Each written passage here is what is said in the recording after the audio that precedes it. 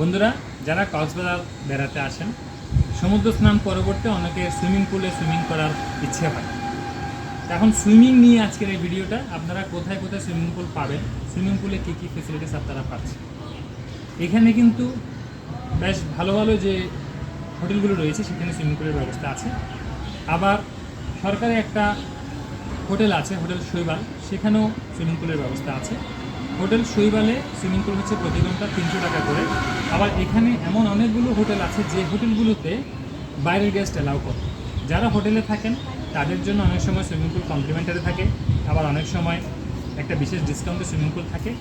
তবে যারা বাহিরের গেস্ট তাদের জন্য এক একটা হোটেলে এক এক ধরনের সুইমিং পুলে পার আওয়ার একটা রেট রয়েছে।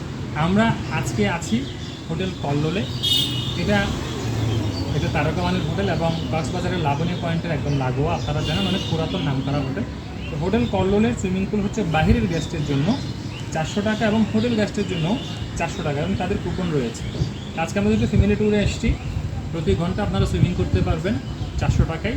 আপনাদেরকে এই মেসেজটি দিচ্ছি যে একদম লাবণী পয়েন্টের সাথে লাগোয়া হোটেল কল্লোলের সুইমিং পুলে বাইরের গেস্ট অ্যালাউ করে, এবং আপনারা টিকিট কেটে জনপ্রতি 400 টাকা এখানে সুইমিং করতে পারবেন। তাদের আবার লকার সার্ভিস রয়েছে, লকারে কিন্তু আলাদা কোনো টাকা লাগে না। তবে এখানে আমরা পরে দেখতে পেয়েছি যদি কোনো মানুষ আছে যারা আপনার সুইমিং জানে না, অনেকে একটু লাইফ জ্যাকেট চায়, সেরকম লাইফ জ্যাকেট হলে হয়তো তাদের ক্ষেত্রে পার আওয়ার 100 টাকা করে পে করতে হবে। তো আশা করছি ভিডিওটা আপনাদের হেল্পফুল হবে। যদি ভালো লাগে তাহলে শেয়ার করে দেবেন, সাথে থাকবেন। ধন্যবাদ।